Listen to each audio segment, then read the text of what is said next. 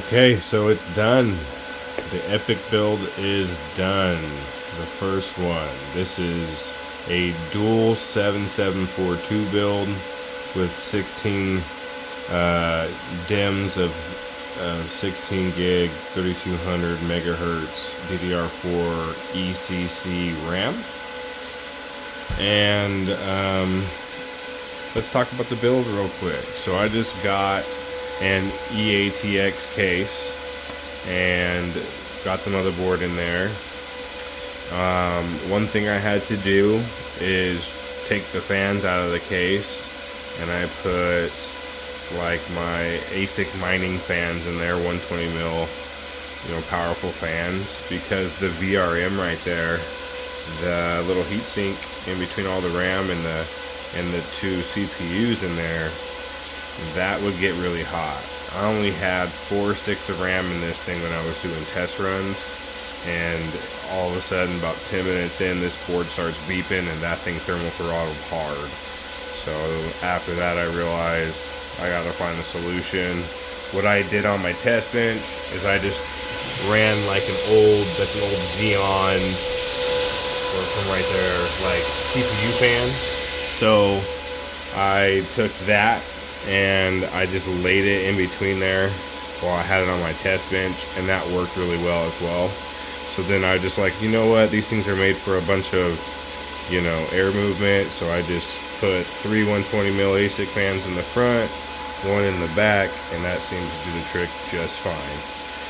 So other than that VRM heating up, this was probably the easiest build that I've had. There was no BIOS update, there was no RAM training, there was no figuring out voltage, figuring out what hertz the CPU can run on, figuring out the RAM clock speed, getting XMP to work. None of that was present with this build. Literally, it was putting the CPUs in correctly, getting a torque wrench, which I'll show you guys. So I just got one of these torque wrenches on Amazon. I don't know what it's called or anything like that. Ooh, a Van Poo. Gotta get the poo in there. But it worked really well. It's a digital one, so you can set it at all different torques. For these EPYC Rome CPUs, so it's the 2nd gen EPYC SP3 socket, they want to see about 13.5 foot-pounds. That's what I did mine at, 13.5. It says 14 foot-pounds plus or minus a pound. So I just did 13.5 and it like that. And then I did the coolers all at 5-inch pounds. So 13.5 inch pounds on the CPU socket itself.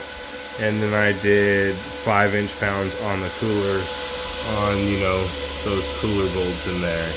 Okay, you guys don't see them? Right there. Yeah, so I haven't ripped the plastic off this yet because I still got to move it around in my crypto mine. So let's talk about numbers. So I was able to build this thing for right around $3,400 or so. And it does 87 mega hash or so. Now let's see, what is it doing right now? Or kilohash on XMR. It's doing 87.1 kilohash. So that's actually really freaking good. Between all 256 threads, and it's doing that at 640 watts. And now that's including probably about 40 to 50 watts for those fans. So probably right around 600 watts or so is what it's doing. Honestly, I'm thoroughly impressed. This is making, at the moment, people ask me all the time, how much does it make? When's your ROI? Are you ever going to get your money back? Blah, blah, blah, blah. It all varies, man. Like, you might not. You just got to kind of stick with it. But this thing right now is making right around $6 a day in profit. So I'm stoked. I have another one to do. That's why I got the 2 super micro boards over there. I have an EPYC SP5 slot, which is a Genoa, which is a 4th gen 94 core, or 96, I'm sorry, 96 cores. And it does DDR5 at 4800 megahertz. So that should, I'm interested to see what that does versus 128 cores at 3200 megahertz for the RAM. But yeah, this thing was just plug and play. It booted right up. I actually didn't even boot it up with this RAM at first. I took some out of my home server that I use like for Plex and stuff, because this RAM hadn't showed up yet, and it booted up no problem. It just kind of worked. So you just got to keep it in some airflow to kind of keep that VRM cool, and you're good to go. And so far I'm real happy with this. If both these builds work out really good, I'll probably end up doing more EPYC builds, at least 2 or 3 more over the time. So my next build, like I said, is that other EPYC, so I'm pretty freaking stoked about that. I just want to figure out, if you keep getting newer EPYCs and the higher core counts, are they actually more efficient? So to me, the efficiency on this rig right now is fantastic. That's something that, like, I'm comparing it to like a 7900X or a 5900X. Like, this thing blows them out of the water. You don't even have to tune it. It just runs full bore. So I'm wondering if you go up in the EPYC line to a newer generation, you know, the newer the generation, the more expensive the rigs get to build.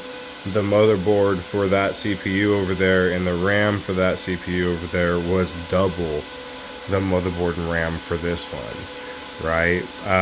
But that one has more cores than one of those 774s. That's 96 versus 64 cores per chip. But at what point does it start throttling off, right? Like the price to efficiency. Like, is it more efficient for me to build a boatload of these 7742s that are a little older, but they're dang near the same efficiency as this? Or when I build this, will it be so much more efficient I'll regret building this? I don't know. That's why I built one of each.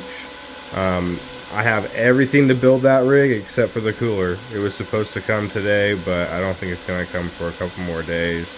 So that gives me some time to squeeze this one into the farm somewhere. I'm going to have to take all those nice computers you guys saw in the last video and just squeeze them all down that table, so they're not going to look super cool anymore. And I'm just going to make room for this guy.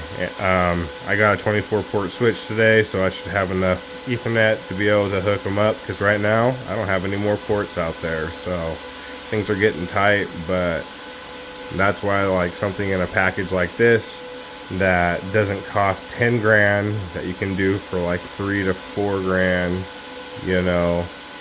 Like a GPU box that size and stuff, to fill it all the way up would cost 10 grand or so.